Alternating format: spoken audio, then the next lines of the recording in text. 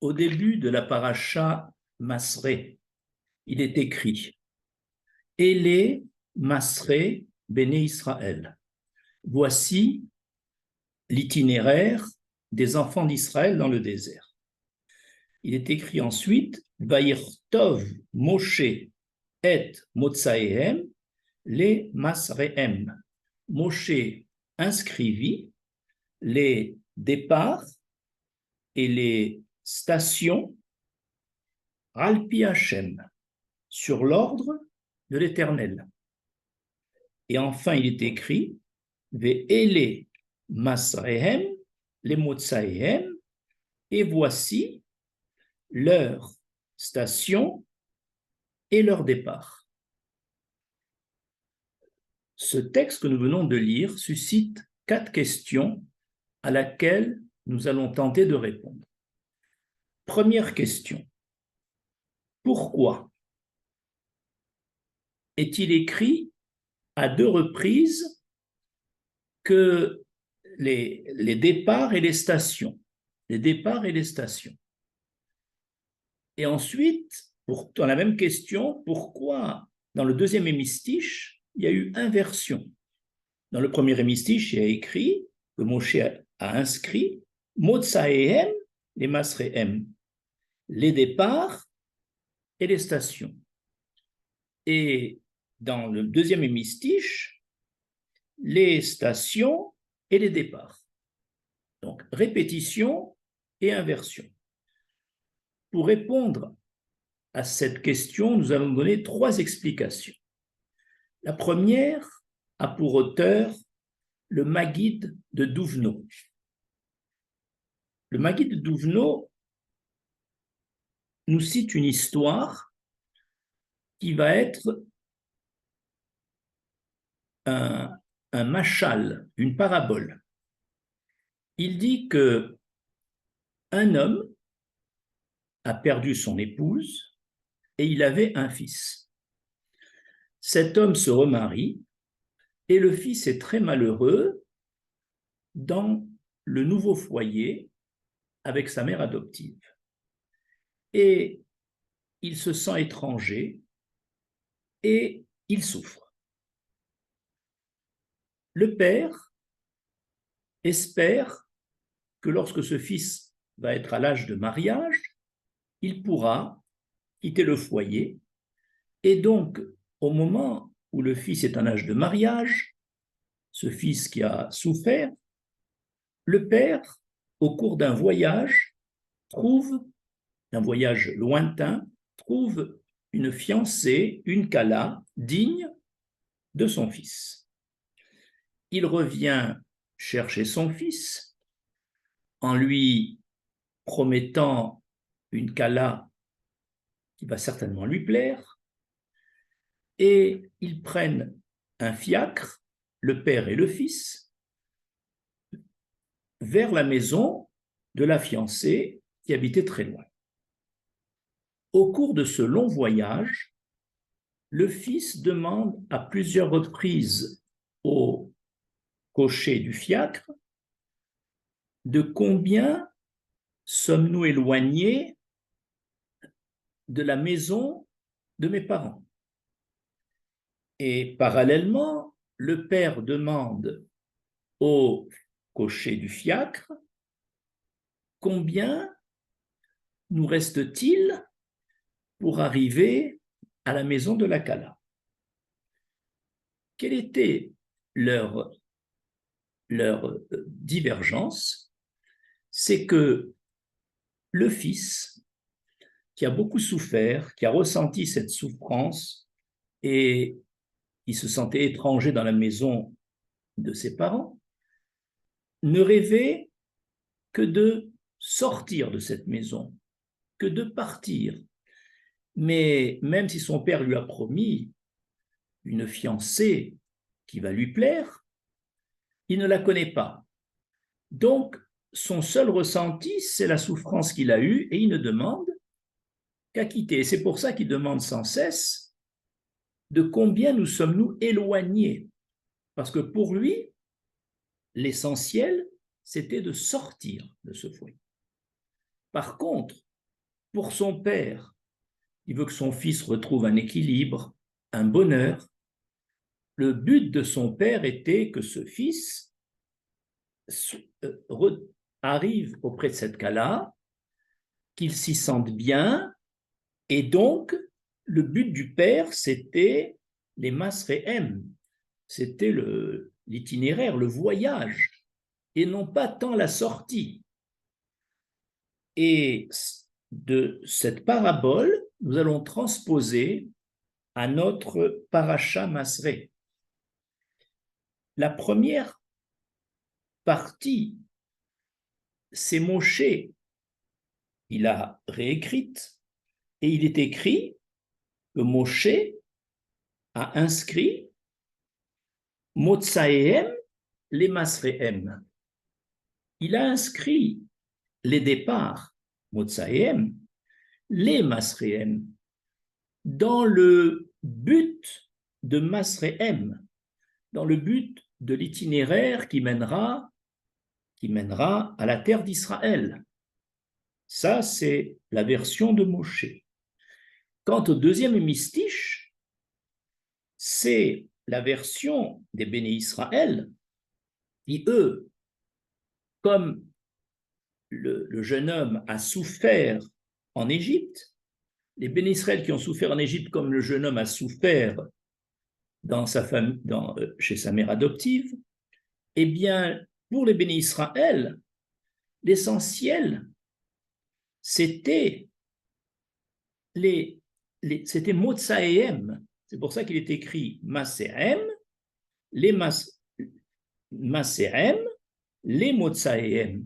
Lui, il a fait ce long voyage, les Motsaehem, dans le seul but de sortir de cette maison. Parce qu'il ne connaissait pas la Kala, il n'était pas sûr qu'elle lui plairait, et par contre, le père qui la connaissait avait un autre avis. Donc, on comprend bien que dans ce Nimshal, l'Éternel, c'est comme le père, les bénis Israël, c'est comme le fils, qui avait souffert en Égypte, et lui qui avait souffert chez les parents. La maison de la mère adoptive, c'était l'Égypte, qui nous a adoptés, mais où nous avons souffert. Et la maison de la Kala, c'était le pays d'Israël que le père connaissait, le père traduisait Hachem ou Moshe, et que les bénis Israël ne connaissaient pas, et ils n'avaient pas une si grande confiance en cette belle promesse. Ainsi, les bénis Israël ont, dans cette première explication, eux qui avaient ressenti la souffrance en Égypte, mais qui ignoraient la Kedusha, la sainteté de la Kala, traduisée de la terre d'Israël, et c'est pour ça que la réaction d'Hachem et de Moshe dans le premier hémistiche n'est pas la même réaction que les béné Israël dans le deuxième hémistiche. Deuxième explication. Deuxième explication, elle émane du Khatam Sofer. Il dit que le premier hémistiche que Moshe a inscrit, c'est-à-dire Motsaehem, les Masrehem, leur départ dans un but de faire les diverses étapes qui mènent à la terre d'Israël, c'était la première phase dans le désert où les bénis Israël sortant d'Égypte sont très enthousiastes, ils ont confiance en l'Éternel, il va les nourrir, qu'il va les élever spirituellement, qu'il va les amener dans la terre d'Israël où coule le lait, le miel. C'est une phase d'euphorie, et Moshe, dans le premier hémistiche, justement, inscrivit cette première phase, c'est-à-dire Motsaehem, les Masrehem, c'est une sortie d'Égypte, avec une intention de faire les diverses étapes qui nous mènent à Matan Torah et à la terre d'Israël. Mais Moshe Rabbeinu, au bout de quelques mois, déchante devant la révolte du peuple, les grognements du peuple, et Moshe perdit ses illusions initiales. Et là, l'Éternel veut détruire ce peuple, notamment après le veau d'or, et Moshe intervient en bon défenseur, et il dit à l'Éternel, si tu détruis ce peuple, tu vas faire du Chilul Hashem, c'est-à-dire que les Égyptiens vont dire que tu as amené ce peuple dans le désert pour leur mal. Alors, grâce à cet argument, l'Éternel est revenu et il a accepté que les bénis Israël soient pardonnés et continuent leur itinéraire dans le désert. Et ça, c'est le deuxième hémistiche, Masrehem, les Motsaehem. Masrehem, leur itinéraire qui va continuer, les Motsaehem, il est grâce à leur sortie. Hachem les ayant déjà sortis, pour ne pas faire profaner le nom de Dieu, il a accepté, malgré leur révolte, qu'ils continuent leur étape jusqu'à la terre d'Israël pour ne pas que les nations fassent des critiques à l'Éternel. Autrement dit, le premier hémistiche, c'est la première partie que Moshe a écrite, et le deuxième hémistiche, c'est une fois que les bénis Israël se sont révoltés et que la continuité de leur itinéraire était parce qu'ils étaient déjà sortis. Troisième explication.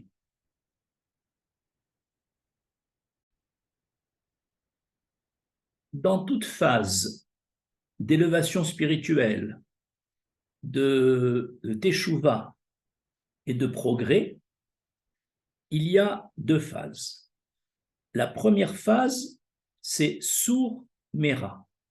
Éloigne-toi du mal, parce que avant, les bénis Israël étaient imprégnés de l'Égypte, dont les mœurs étaient très dépravées, et il fallait donc que les bénis Israël se purifient et donc s'écartent du mal qu'ils ont côtoyé en Égypte. Et la deuxième phase, une fois qu'on s'écarte du mal, la deuxième phase, c'est Arasetov, c'est-à-dire fais le bien. Or, il faut savoir que sans la phase de Sourmera, écarte-toi du mal, on ne peut pas faire la phase de Arasetov, fais le bien. Tout démarre de la volonté de l'homme de progresser. Première phase, écarte-toi du mal, et pour cela, il faut que l'homme en fasse le premier geste, de vouloir s'écarter du mal. Et quand l'Éternel voit que l'homme fait des efforts pour être sourd Méra, pour s'écarter du mal, alors en récompense, l'Éternel l'aide dans sa démarche de cet homme qui veut se purifier. Ba l'Étaher, cet homme qui vient se purifier, Hachem l'aide. Et à ce moment-là, l'aide pour acquérir le niveau de Rasetov. Eh bien, c'est dans ce sens qu'il faut comprendre, dans cette troisième explication, les deux hémistiches. Le premier hémistiche que Moshe a inscrit et qui dit donc,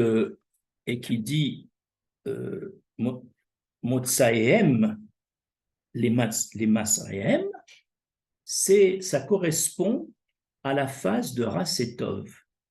C'est-à-dire, pourquoi ça correspond à Rasetov?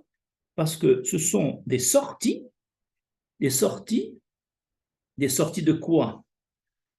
Des sorties de l'Égypte où le mal était monnaie courante, les Masrehem, pour aller vers un itinéraire qui mène vers le Tov. Ça, c'est la phase Rasetov. Mais juste après, il y a écrit, mais pour réaliser cette phase, alors, Ve'ele Masrehem, les Motsaïhem, il faut passer par la phase Masrehem, les Motsaïhem, c'est-à-dire la phase où l'homme, Bes Misraëhem, les Motsaïhem, applique Surmera, c'est-à-dire cherche à retirer les racines du mal qui sont en lui. Pour cela, il faut faire preuve de Hirat Shamaim, de crainte du ciel pour Surmera. Et ça, on n'a pas l'aide divine. Comme on dit à Kol Bidei Shamaim, Chutz Meirat Shamaim. Tout est entre les mains d'Hachem, sauf il laisse entre les mains de l'homme la Hirat Shamaim. Et ainsi, les deux hémistiches en question, l'un correspond à Surmera et l'autre correspond à Rasetov. Deuxième question. Pourquoi, à la suite du premier hémistiche que Moshe a inscrit, il est d'abord écrit les départs et ensuite les stations, et il y a écrit Alpi Hashem, sur la bouche de l'Éternel, c'est-à-dire sur l'ordre de l'Éternel. Et pourquoi dans le deuxième hémistiche, où il est écrit d'abord les stations et après les départs, pourquoi n'est-il pas écrit Alpi Hashem sur l'ordre de Dieu? Nous allons expliquer cette différence dans les trois cas, dans les trois explications du paragraphe précédent. Prenons d'abord l'explication du Maggid de Duvno, où la première partie, Motsaïhem et Masrehem, c'était la démarche du père qui veut que son fils sorte du foyer où il est malheureux vers la terre d'Israël, et donc l'équivalent, c'est sorte de la mère adoptive vers la Kala. Motsaïhem, les Masréhem. Eh bien, cette démarche de sortir d'Égypte, pas tant pour stopper la mauvaise influence de l'Égypte, mais c'est surtout pour aller vers Matan Torah et la terre d'Israël. Et cette démarche, elle est Ralpi Hashem, puisque c'est l'Éternel qui a voulu cette démarche. C'est pour ça que Moshe l'a écrit Ralpi Hashem. Par contre, la démarche des béné Israël, qui n'ont quitté l'Égypte, qui n'ont voulu que sortir d'Égypte pour faire cesser cette servitude, mais pas tant pour aller vers la terre d'Israël. Masrehem, les Motsaïhem, alors pour eux, ce n'est pas Alpi Hashem, leur démarche. C'est une démarche personnelle, ce qui fait la différence entre le premier et le deuxième hémistiche.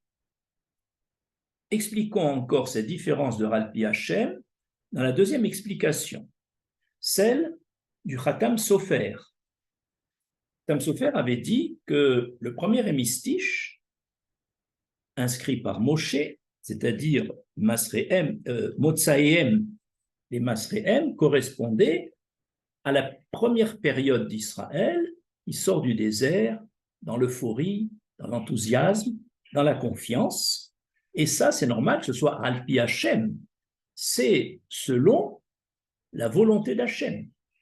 Par contre, une fois qu'ils se sont révoltés et que dans cette révolte, Moshe les a défendus et qu'ils ont pu quand même continuer leur itinéraire grâce à leur sortie, ça, ce n'est pas Alpi Hashem. C'est un pis-aller. Et donc, on comprend la différence. Quant à la troisième explication,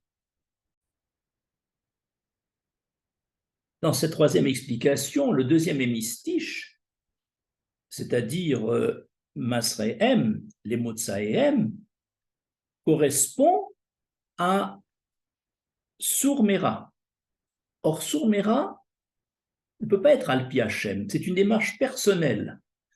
Je veux arracher les mauvaises herbes autour de moi. Je veux retirer le mal autour de moi. Et une fois que l'homme a fait cette démarche, alors il bénéficiera du premier hémistiche, Motsaehem, les Masrehem, et ça, c'est Alpi Hachem, c'est-à-dire avec l'aide de l'Éternel. Voilà comment on répond dans les trois explications à cette deuxième question, pourquoi est-il écrit Alpi Hachem dans le premier hémistiche et pas dans le second? Troisième question, pourquoi le nombre d'étapes dans l'itinéraire d'Israël depuis la sortie d'Égypte jusqu'à l'entrée en Israël, pourquoi y a-t-il 42 étapes? Il faut savoir que la première année de la sortie d'Égypte, nous sommes arrivés à Ramsès. De Ramsès, nous sommes allés à Sukkot, puis à Étam, puis à Pi-Hacherot, etc. Si on regarde la paracha Masré, on vous cite les 42 étapes avec les départs et les stations de chaque ville. Mais la première année, on compte 14 étapes. La dernière année avant de rentrer en terre d'Israël, c'est-à-dire à la 40e année, on compte 8 étapes. Donc, 14 et 8, 22. Sur les 42 étapes, 22 ont été faites la première et la dernière année. Finalement, il reste 42 moins 22, c'est-à-dire 20 étapes pour 38 années. Donc, une moyenne d'une étape tous les 2 ans. C'était pas très contraignant. On restait assez longtemps dans chaque étape. Il y a même eu une étape à Kadesh où nous sommes restés 19 ans sans bouger. Ceci étant, pourquoi 42 étapes? Que signifie ce chiffre 42? Première explication. Le grand nom divin, on appelle le Shem HaMefourash, est formé de 42 lettres. Et étant donné que la paracha Masré est la dernière paracha du Sefer Bamidbar, et que le 5e Chumash d'Evarim, qu'on appelle Mishneh Torah, n'est qu'une répétition de l'ensemble des 4 premiers livres de la Torah.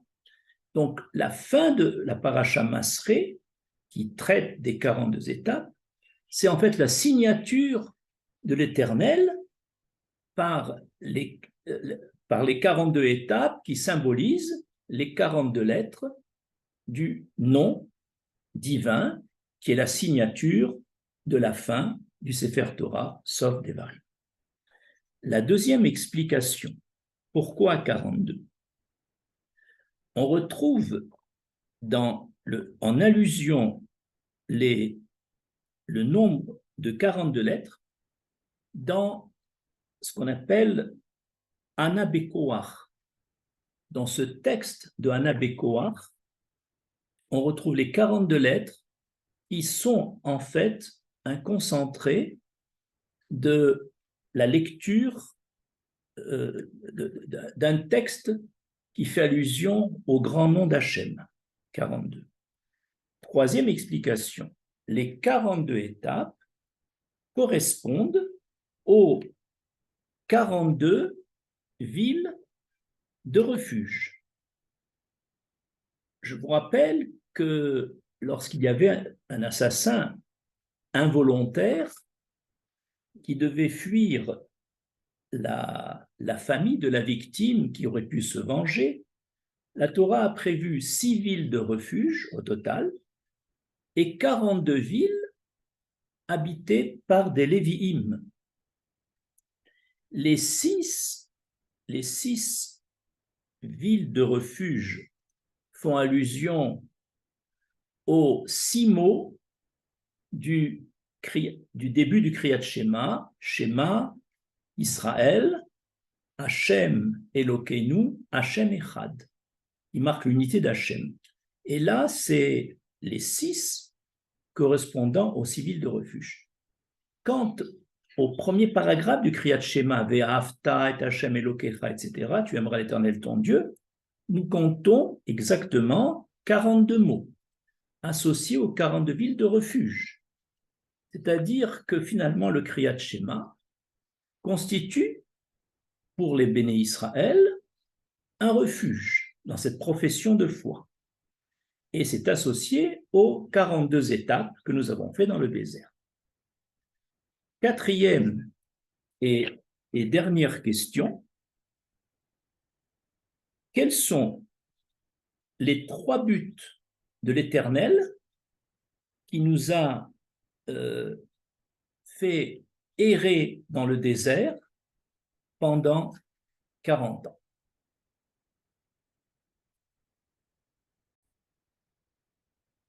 Le premier but de l'Éternel était de nous purifier et de nous guérir de l'impureté qu'on avait acquis en Égypte dans une ambiance dépravée malgré nous. C'était donc ces 40 ans dans le désert, toutes ces pérégrinations, c'était une préparation pour pouvoir entrer en terre d'Israël avec de la Kedusha. Le deuxième but, c'était pour ne pas être tentés de retourner en Égypte, étant donné qu'ils y ont vécu 210 ans et qu'ils avaient finalement un attachement avec ce pays d'exil où ils ont beaucoup souffert.